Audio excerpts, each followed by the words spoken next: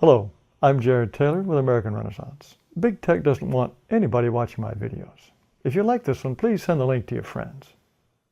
Last week, I explained why different groups don't achieve at the same level. It's because the races are not identical. There are all sorts of interesting differences. This paper from just last year says you can tell American blacks from American whites just from the patterns of microbes living in their mouths. But the most important difference is in average IQ. As I explained last week, a white person is 7 times more likely than a black person to have an IQ of 110 or higher, and 30 times more likely to have an IQ of 125 or higher. Very probably 50 to 80% of the gap is due to genes, and no one has figured out how to change the environment to make up for the rest. Expecting blacks to be just as good as whites at math is as deluded as expecting women to be just as tall as men. Yes, there are some blacks who are good at math, and there are some really tall women, but the average man is taller than the average woman. There is no practical way to change that. When it comes to race, we are supposed to close our eyes and pretend that white racism, and only white racism, is holding back blacks and Hispanics. Some people say we have to keep quiet about race and IQ because black people get angry if we talk about it. They might riot. Well, in case you haven't noticed, they're rioting worse than ever. Just since June, there has been so much rioting that 200 American cities had to impose curfews and 31 states had to call in the National Guard. Blacks don't riot because we talk about race and IQ. They riot because we don't talk about it. Think of it this way. American society tells blacks from the day they're born that they are just as smart and hardworking as white people, and that they are poorer and more likely to be in jail only because white people are grinding them down.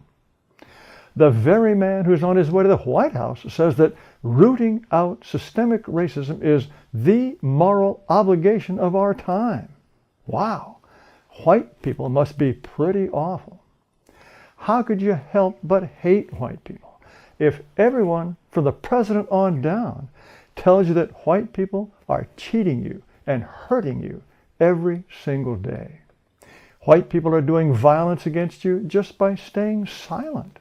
Look, white people even admit they're doing this. And there's the 1619 Project, a huge campaign by the New York Times to make slavery and black suffering the central elements in American history. American history is supposed to be nothing but slavery, Jim Crow, lynching, and white supremacy. If our rulers had deliberately set out to make black people hate us, they couldn't have come up with a better plan. And boy, is it working. Here are some success stories from just the last few months. Billy Porter will play the fairy godmother in a film version of Cinderella. He says the reason why our country is in the mess we're in is simply because of whiteness, white supremacy, white people choke-holding power and sucking the life out of humanity. Actor and singer Nick Cannon says white people are inferior because they don't have melanin. Therefore, the only way that they can act is evil. The only way they have to rob, steal, rape, kill, and fight or flight, okay, in order to survive. There's a fellow with plenty of melanin named Abby Argwal.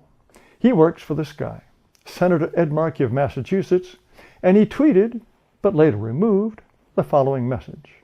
I am once again asking for the utter and complete destruction of white men.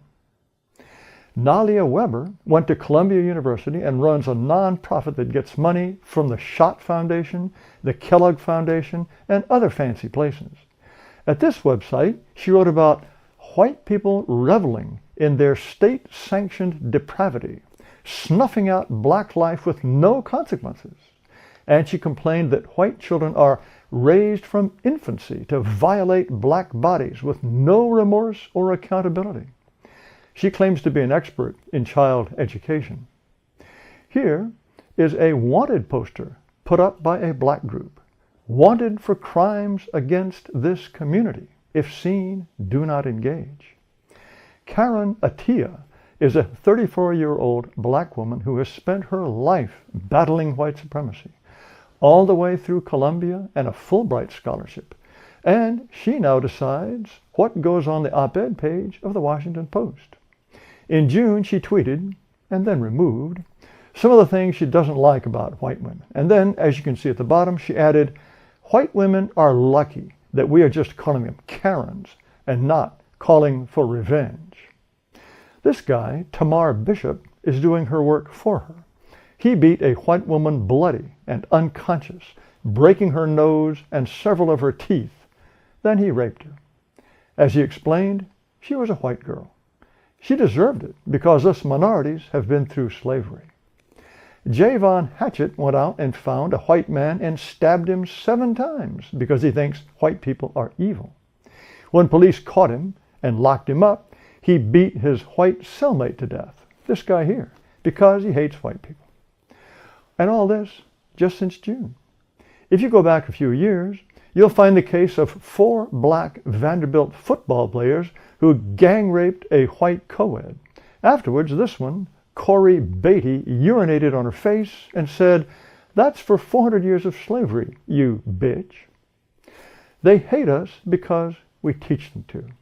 We tell them white people make them miserable. They would hate us a lot less if we told them the truth, that American society is fundamentally fair and blacks can go as far as their talents will take them. Instead, we teach them that we are the most horrible people on earth, and then we reward them for learning their lessons. During the George Floyd riots in Minneapolis, blacks destroyed the Target in their neighborhood. Now, Target is reopening its looted store with black shoppers in mind. It rebuilt the store from the ground up and hired a black-owned design firm to, as Target put it, create environments where black guests feel overtly welcome. Target was one of hundreds of companies that rewarded blacks for rioting.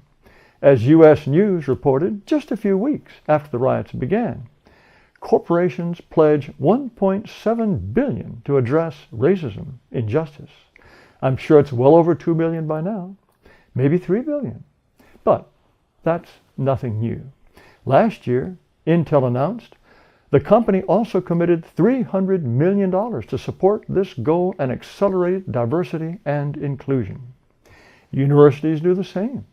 In January this year, even before the big George Floyd corporate checks, we heard that Yale is spending $135 million on one diversity initiative. How much is it spending university-wide? The answer? Nobody's counting.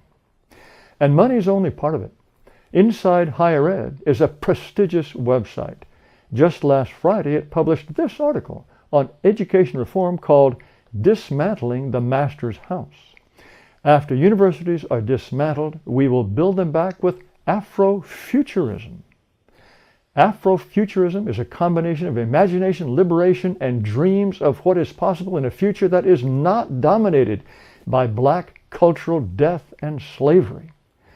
Afrofuturism will save Harvard and Yale from black cultural death. This is all part of the tragically futile campaign to narrow the gaps and get black and Hispanic students to do as well as whites. Here is a graph of the percentage of 4th graders in public schools who are proficient in math. The blue line at the top is whites, next Hispanics, and then blacks. Whites are way ahead. But because we don't dare talk about IQ, all we're allowed to say is that the problem is racism. And we have to turn schools inside out, trying to solve a problem that has no solution. If you want to know where the country is headed, think about this. In the 12th grade, the average black or Hispanic student is reading and doing math at about the level of the average white 8th grader. And blacks and Hispanics will be an ever-increasing percentage of our workforce. This brings me to China, our #1 competitor.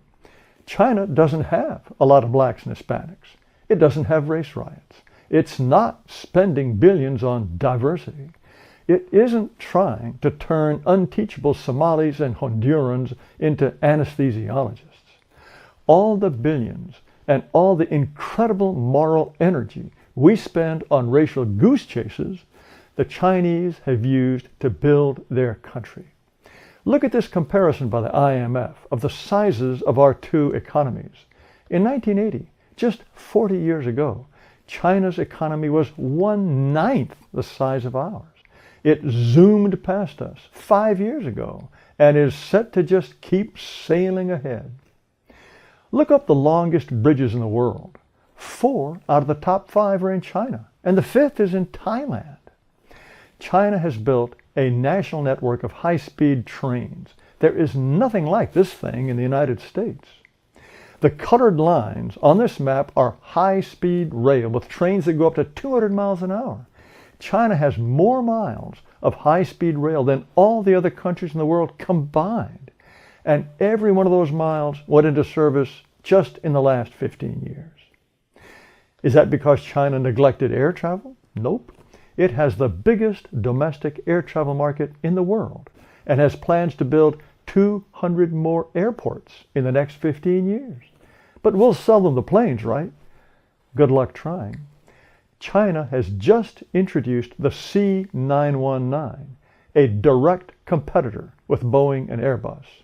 28 airlines have already ordered 815 of them. If it ever comes to a shooting war, believe me, the Chinese are already laughing at the idea of affirmative action and diversity and inclusion. They have a simpler goal: build the best and toughest army in the world. We're turning out social workers who carry rifles. Our competitors are serious. They don't let low IQ people immigrate. They don't rewrite their history or demonize their founders. They don't coddle people who hate them. If anybody ever talked about building something based on Afrofuturism, they'd put him in the nut house. And the Chinese understand IQ.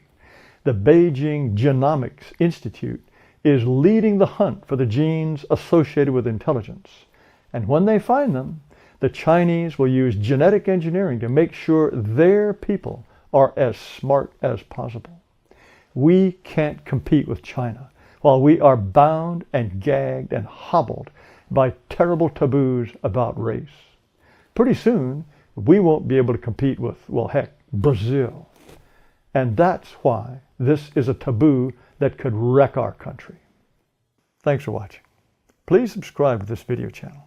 Also, I invite you to visit amren.com, amren.com. You'll find videos, podcasts, lively discussions, plenty of things that will interest you. Again, thanks for watching.